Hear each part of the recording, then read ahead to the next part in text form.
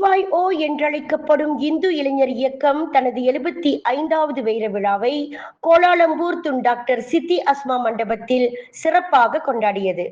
நாட்டின் இளைஞர் தலைவர்கள், சமூக அங்கத்தினர் மற்றும் சிறப்புமிக்க விருந்தினர்கள் கலந்து கொண்டு கடந்த 7.5 சகாப்தங்களாக இளைஞர் முன்னேற்றம் மற்றும் சமூக வலுப்படுத்தலுக்காக வழங்கிய சேவையை கௌரவித்தனர்.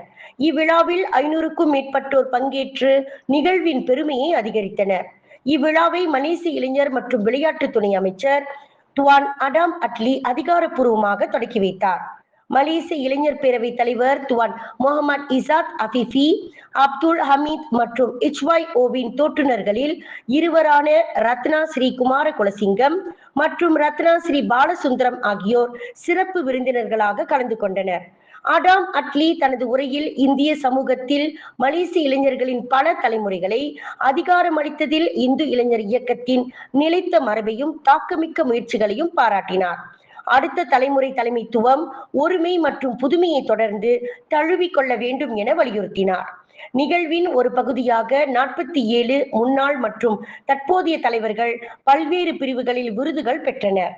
விழாவின் சிறப்பு விருதான ரத்னாஸ்ரீ விருது 2 முன்னாள் HYO தலைவர்களுக்கு வழங்கப்பட்ட வேளையில் அதனை அடாம் அட்லி எடுத்து வழங்கினார்.